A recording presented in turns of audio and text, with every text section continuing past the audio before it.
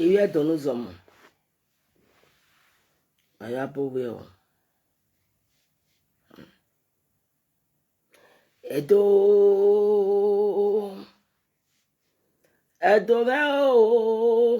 Edomeo, wagima gwali gele no boesi yo. Atariti yo.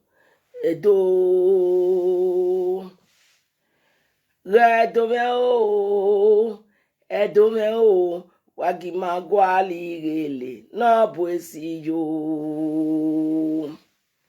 Why many voices, man? Ije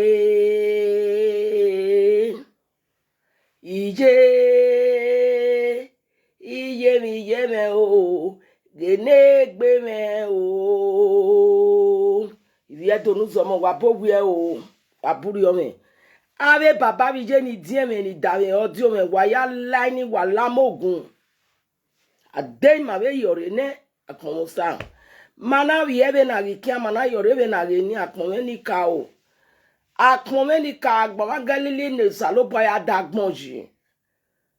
Akome ni ka o akome ni ka akome ni ka akome tonedo dienedo. Owa mo di okpa ni video okpa ni ware. Ina mwe wa me mu ipigo ye ma. E ma ya no nwa me nefe ota me pigo je. Wa mwe bi mwe. Ina mwe omo.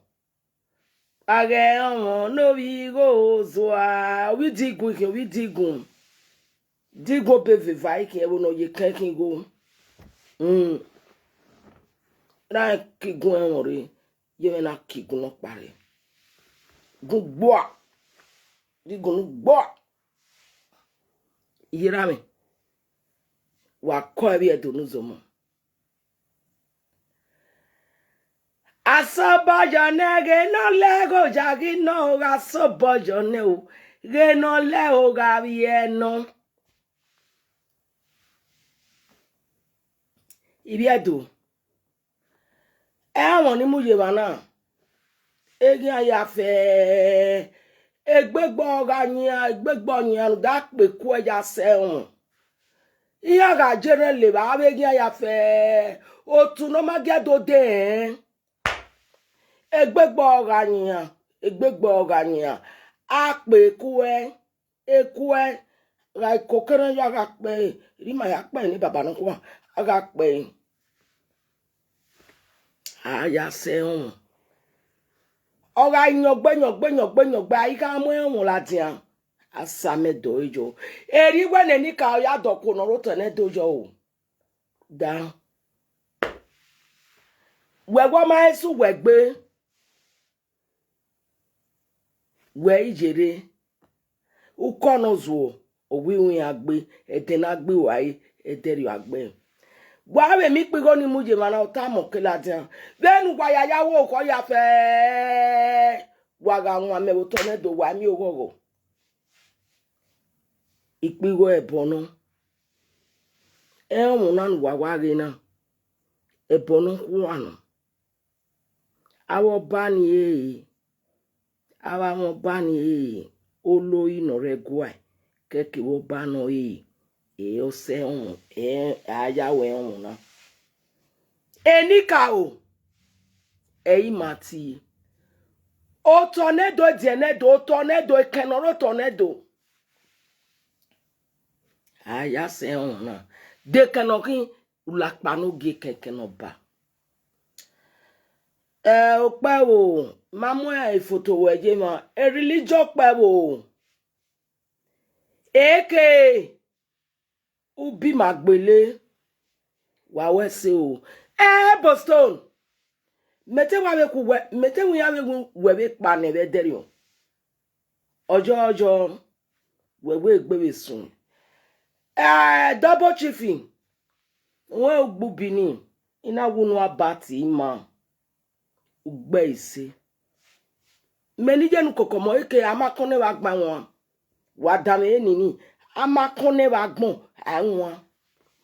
Ina gugbe ise ru da nu e ma. ofinu tornado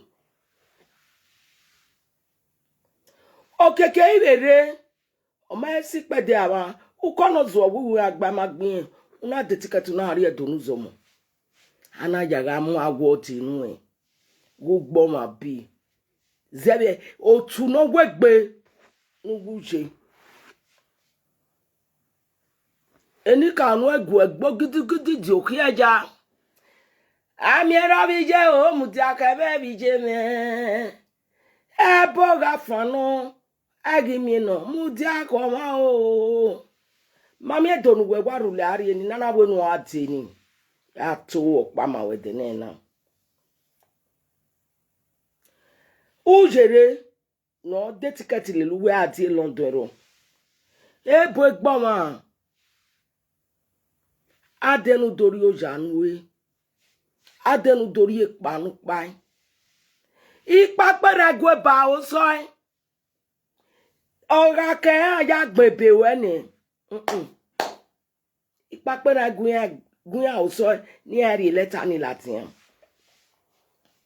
lu enwan oni na fowa ebo stone okponoro gwodo idame video so na be journalist interview awenu yaka my sorry then we wa gbobi je okponoro gwo opewo religion eke ubi wa gbele then we wa salu bi je okponoro gwodo oni unwe lucky ga webo kate e Germany noro then wa gbe ubi ni okponoro gwodo ni yen ka wa ari ewe yekela upise magbane kate oku onebori okajo obo upise magbane ulanye kela ramaye awaze weje kela ni aya vie bewe yako we no re jemi eri stra ma do re bo be video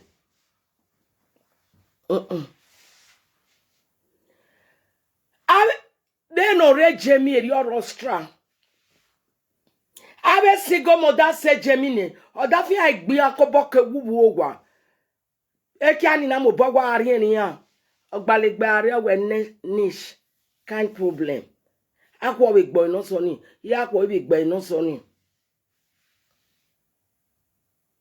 abe sigo moda unero owo no layin ni buniju gba mere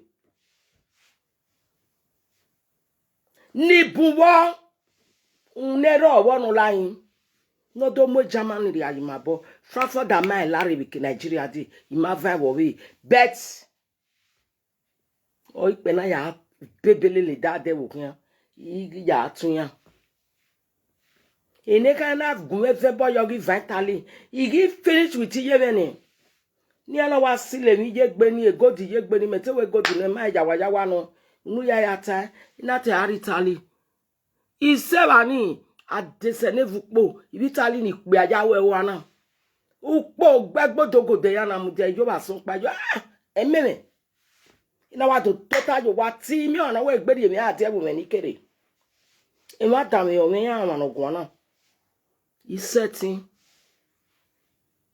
igo no wa gwa lo udo oge nya wo mo na biebe ebu ebo 24 hours pa yaro aiwe na mo ari Nigeria egbuzo le vale ade iri ememe ga aji kerana ru pa iru ira de se de fu pa 24 hours ede agbe eyin anipo wide okin uga ni ya ipa ya mu dia yuwo uwo egbo agwo ayo bo ma so apafa na do aruwa o na wa be su na wa be dekun ebo no ma no ga ari re ba meke we gbe ade jemi ne wo beni aya ju gba merie ma na unem ro wonu layin o da fi agbewo wa at edogbe ti ogbalegbe ga ire o we kind problem gbasa wono da fi ya le yo toto bedi uda eki ani ofomo we ya gbe agwiku oga aju gbeba gbipe abitali kekewe bazabaza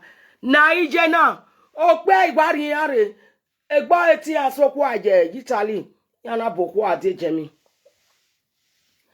o pe ani iri yare ogbebe na jogwe mekeba na ya se on ogbe na make ba na ya se won ogele gbe agbewu edogbo ga igewe na mmawe o yan iti ogbalegbe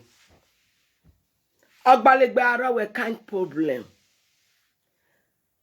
ogege aju ponji la wa da ikani vomo wa aju je mi ki awun nero wonu layin ki agbugwa nero wonu layin eni amu iche media yin mabo e post to call o ama mo ri ma mo no wa agbubi yoku no ro woda o idame wa agwogwo aja emi wa ata ma sorry o pa ni no fun wa ni aga gbobo ka wa o ajo ta ma we sorry be that Okpabo religion, Okpabo governor of Edo State, religion waje, aka ubi wagbele. Amai tagwobo. Giami o manoga are PDP or bubina. Nana wami emin watie afa 60. Emin watie. Trambalism. Trambalism watie ni edofiame. E wagi yawe mi politics. Wamien wa like wo wamien wa giami wa no PDP obubi na wazien ye gan ne de ne ade o la gan da PDP no ZBPC no nya lare Boston e tell me be on we be akin e surprise ni o somo la no abri ba an wo ga akin kekere na do mama ye governor ziga wa ya gbe gaga no gi ye school no be renya no kwa agwoti ebegbe ga aka gom no oni Obaseki mamugore na guy na cause my mama no sigbina obi obari obawi zama obi onwina ori gbute awuku bi datera kawe ogie be boni onari omagwa amugo latiana gwa agai ojo Obaseki mamu latiana agai ojo ana wegima because aswe ga be nwini e ka be mulati ojo wabegi eri oje be manana uga nwina be copy nokpa umana nwina se una kpana wo ari omare ekwe eri ona be china either you people like it or you leave it omamu igore na guy no pagbo ya like a post na why they fry over te bi po bayi no wo ona wa mu igo itame da do we unero obo no lai nije gbebe so igo ne no pagbo mu ne o somole aga kun eje agwe na mama je Ghana must go aga mama je 200 Ghana must go gwai ogogbon na ma eja kanki meti me Ghana must go baba mi na pata ni yegbele so no ja we fry over why jere e fry over na wa uni imoto anyodukun o deno na wa tore eya ipano o deno ri agbo kako o deno ri bati enene bo bati aye kosagala be o deno ri enyan norie irama norie tekeni ana kien aduwawa ugai norio bono pagai adu odeve bani ma wa fra over the vun ode ye gallop ni ka no mi ma fa ni ka no mi ma fa obege ode no were ipoba iya wa be defun enika tornado genedo no mi ma fa enika o so mi ma fa o fly over ni uwese Okpabo la uwe fowe no na koja de agbeulizi e ma ije na okwu onoro gwodo no wa salubi yo ao just na ne no we are double chief na Manchester uwebu eni ka arrest wana wa ma ege no masa wa gba na mo na wa no sunu na ho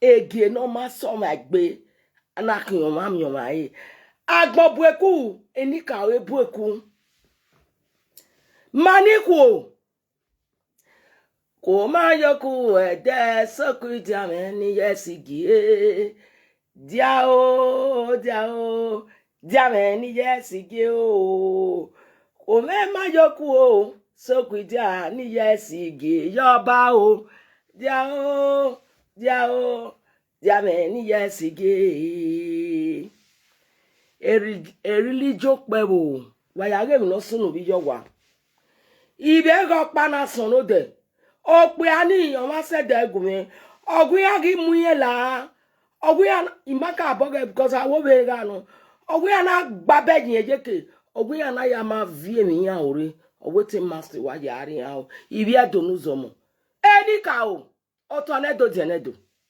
o wa ya ji wi Fulani esme opa wa gele wona ogun ya na mu yin ere ya na twist yana so isiji nwe mani vai ukure ni karuwa yawa eni ka aga arrest wa na eni ka one shot man giaso ige na avie wo to ne dorororo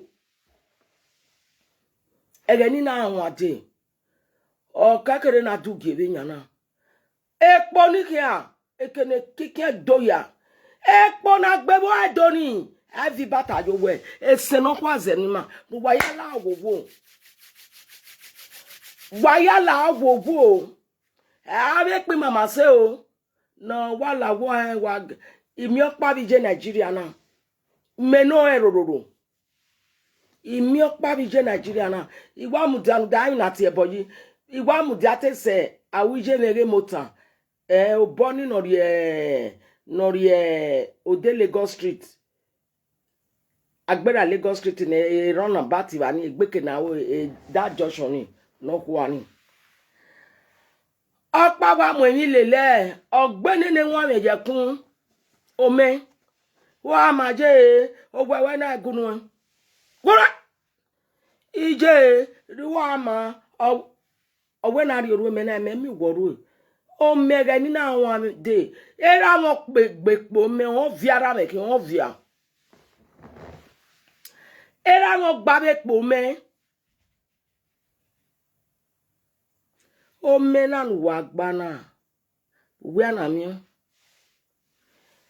is emi na na nu we gba jo we na isebe na wana via wo via na via ya uga to kure ni karo we oje na we se na ori oro ni me we wan we gina egege pa yo da mere go menu gba eni kano ba nu joju ugwu talawe jage e trouser we ne go to da ken wari se why wa ke ni kano ba ni why wari efo why wari o meni why wari bag obi ake na nu we mu me na we na doji bi we na wa gboru eju we igo na oga awo via ogele gi wan wa do level wa ina yari igo kian ofu wa gbe oyeye awuje me mota wa gina ona wa pa na iti e fu we kenu ina wa no pa no re na wa block e no mo mi lele kian awuje me ge mota na imi na wa mu dia yima na because me ade mi wana o ka ga no wa uda Iyenukokomon no wa Wahala wo a eke wa na ri mi o me wa sile yegbe wa ri ke wa do ya ke wa yi bi wo yin ege ni na won ade aka mo epo ladian o ma ni no mo ake ni mo ba ake ni awa sipi gojo oru era oru wa ke ni epo gbiguma epo ini tami ani ibe pene ba gbon ogbiguma epo giro ugo egiro e kareta Egiro inika ogui. Bena agwa dugie na. Iya ni gbepo akore ya miekela lagwa. Ega ina anwa dera me adugera me. Inwa gerera me akezua. Agwa create a chance na lekpo. Abekpo abije ni kpukusi abiya ni pema. Agwa mama gake. Ona agbona idogbe. Era me ere diawa. Odo diawa na do diato we no to nedo. Agwa gbekpo. Ekpo ma. Ekpo no kusere no a. Sene wijeme. Ekpo no ki gwogore no a. Gwogore wijeme. Ekpo no ke. No ke. Bati abona. Urorare no a. Ekpo no ki kwere no a. Ekpo no ke. Ikpere no a. Ekpo no kagure no a. Dada gme wo ya fe. Dada we amekpo. Ekpo no ki ye kagbare no a. Uregi. Ugogi.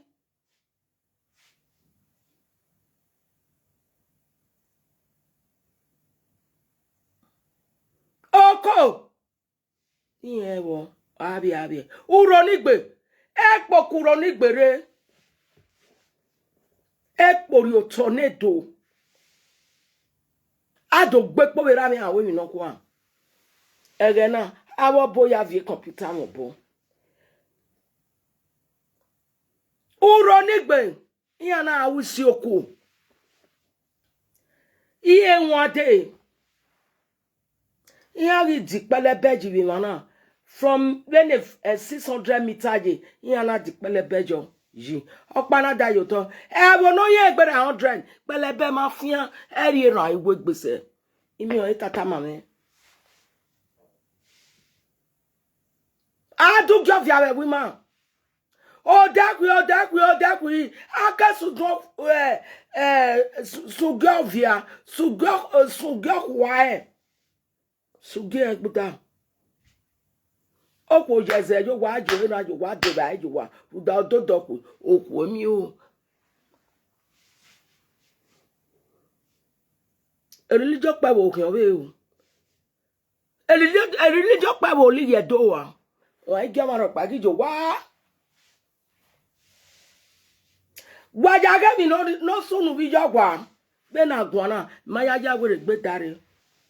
Ibi abo ni owe o. E fulani esme ogele we o. E mi no sunu wo tornado. E yaga ibi fulani esme. Awwa maje kugwa ma. E fulani esme. Wa ya mo bobo. Iyo kidnapping. Ana we na mo 60 million. Ya desene vo edo. Yana ya mu yana sinya. Kure ni ka ruwa ya wanya. Emo ti e bonu wa. Emo. Ekenoba. Edokpa na mi kenoba. Iga kisi de ya get kenoba. Edomo isi agbon o. Ekenoba na ya se emo. Otana doji. Emo aivin po. Ajame dojo. Waga nwame. Wana jiren libai. Otuno wegbe inye agegbe oko tenedo. Wana ari ese wana asame ikpiwe ezoke latin.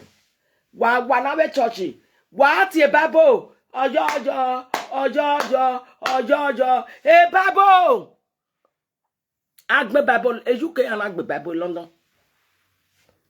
Waya ni wati e babo se eze wana wame. Abaname. Okpea eno. Okpea. Asopa. I don't remember the years again. Wage. Etika aboje school. Detije school. Agamio. Iya gwala mi emulaja owe du commentary. Ewedi manake wagbu. Abana mota mokere ya na mwe bona mwe. Okpea gwa no we age nwe. Wano ge mi nani. Nwe na gwa aye. Ikinegbe na gwa omanagun. Bete.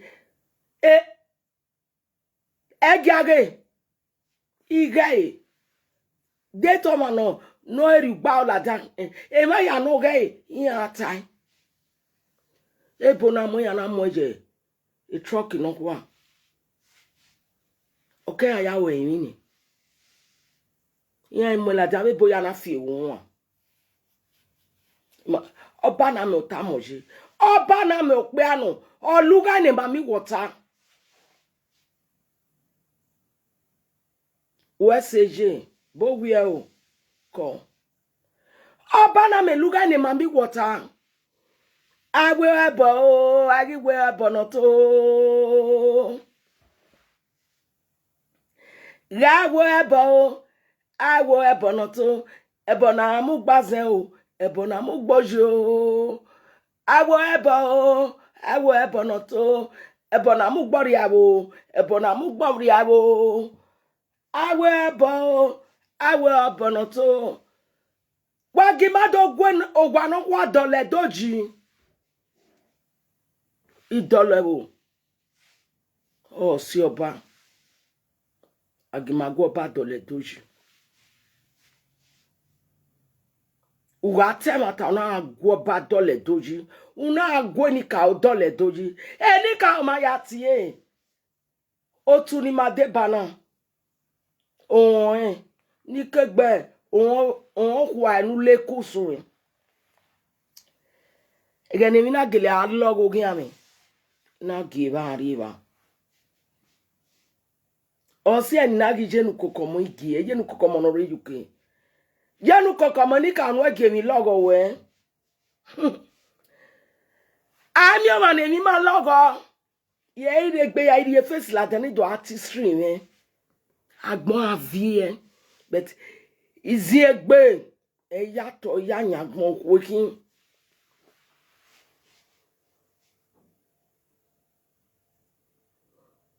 awo ebonoto bene igi jogo kwa enu leku igi gioma jeba ona abo boy so megbe ogwe na ata because the cassette ayamo igyo ogwe na ata ma ni do uwe mi ni gwa imeta ogwo enki ogwo agi efi eku wa agi ebo eku ogwe le nu gwa ya tie o kwa enu leku ogwe ri enu ebe lerun ni ebe to wena yen ka wo yen kinya ni ezo gege badima eri obe sunu bibe joga jala moto bo mo joga jala bi jogwa yari visa egano oro gbe iguya egano ya so me gbe la wa o ige me ona gie obi aje na mai pa kan owe bi ado ina weti do ge mi awa bi ni mege mi ni ina wi yo.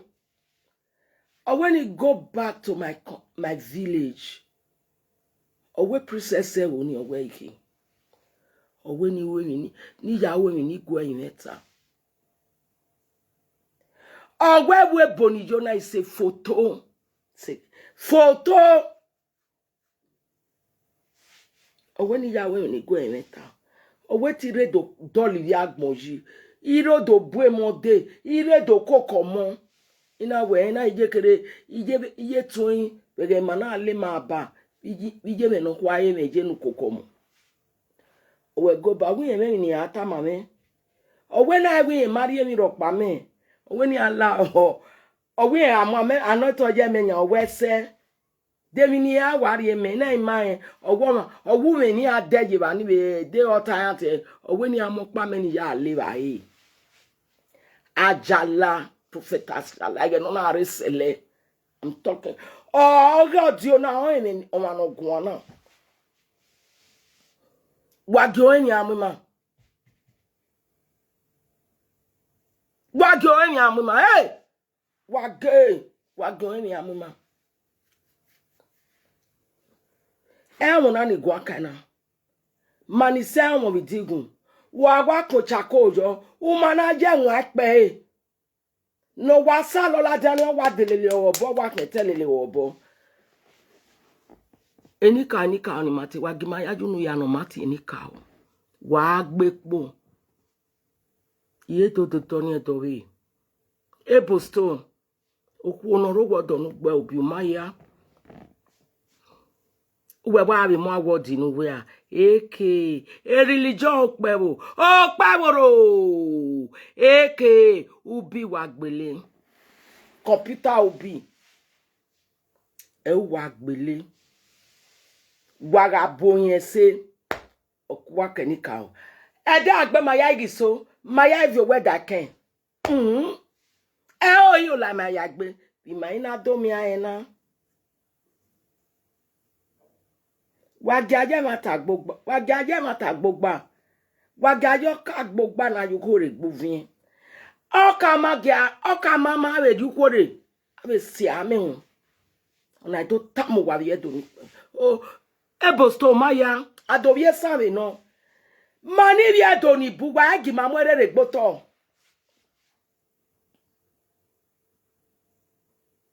Oriten do we sagbedo. Oriten do kodo adami tono poka. Okero ogboloko lo e. Okero ogbogodo ero e. Wagimate mata. E religion pewo na. Ogeleri eni wa te mata. Ai! Ma egbe won aye fun. Edoligi.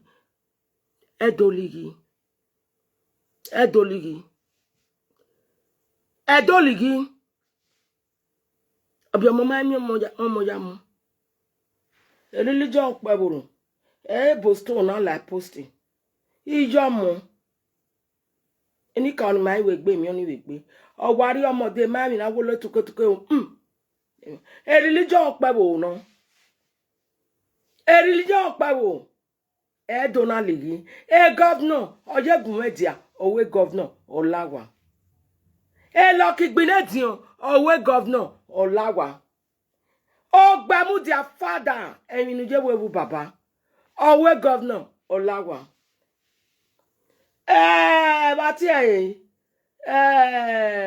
Abrusali. Owe governor. Olawa. Neno base kick pa. No kwa. Unweni ebebe oruwe. Teu opoto.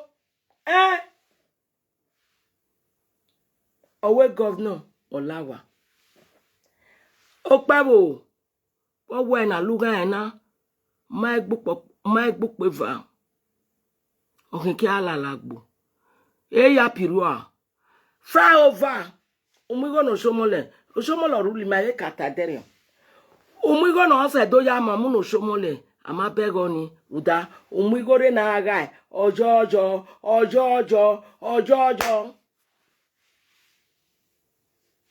Umege ebo afano pe o. Ibude yare. Ami no mudi akomo.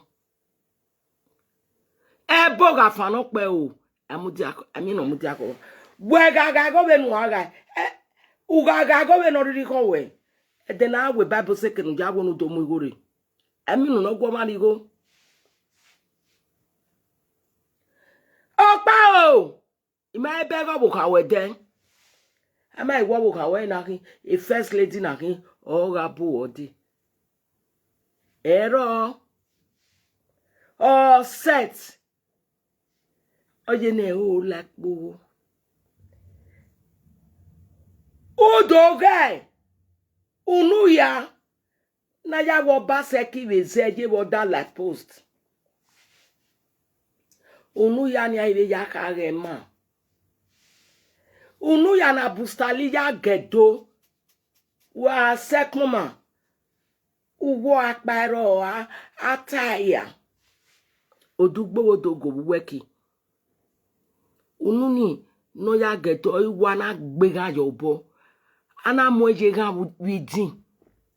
Obase keke yara wa ye nwa we ni. Opebo ibude yare ye nwa we ni. Religion we eke ubi wa gbele agbele wo wa gbele diaspora. Double chief. Ye nwa we ni o bude yare. We ga se London ya lelewe. Iya lelewe support. Iya akwesu support.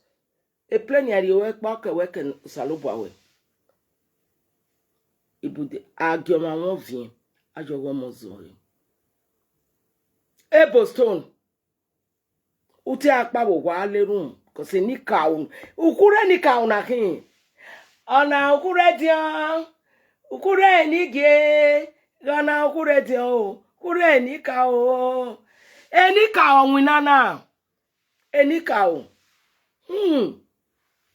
eni ma bere we no wuwe wa mo gbala kayo wa na yin o wo na yin u bere eni ka o akoduku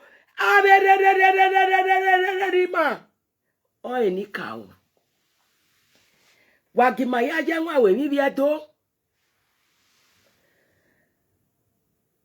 no mari yin ne do aneni po ekwa